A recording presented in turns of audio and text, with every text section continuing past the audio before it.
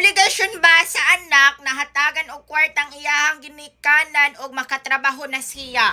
Ma'am. Ma'am. Yes. Para sa ako, ma'am, dili obligasyon sa anak na hatagan ang iyahang ginikanan og kwarta. Pero automatic na dapat na siya, ma'am. Dili na dapat ta magpa. Dili ba siguro, ma'am? Dili ba siguro tungkol ang mga ginikanan ano magsalig man sila sa ilang mga anak? Abuang ka na anak.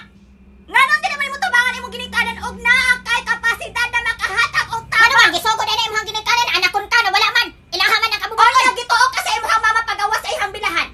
Buhay ka karon. Kano sama na mali ang pagtabang sa ginikanan? Kano sa sheng?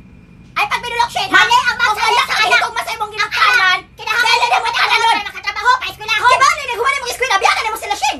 Biyanan mo imong mama papa. Magkakagawang na anak. Wa kay katungdanan maging anak.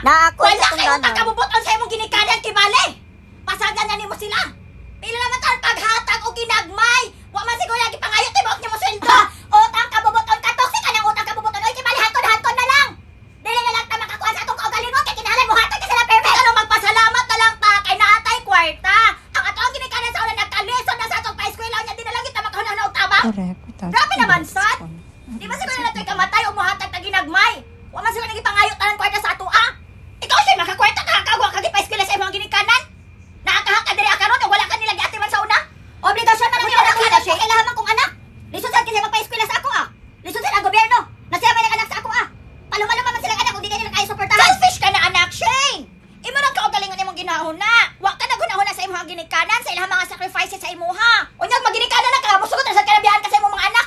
Maningkamot tayo ko sa akong kagalingon para dili ko magsalig sa akong mga anak. Namong ko'y kwarta. Mo kay maningkamot kong trabaho para makaipon ko. Parang ako ang mga anak, pagdako nila, di na ko nila atimanon. Dili ko mahimo nilang obligasyon. Wala man siguro na nagpabuhi atong ginikanan sa ato Shane. Na ngayon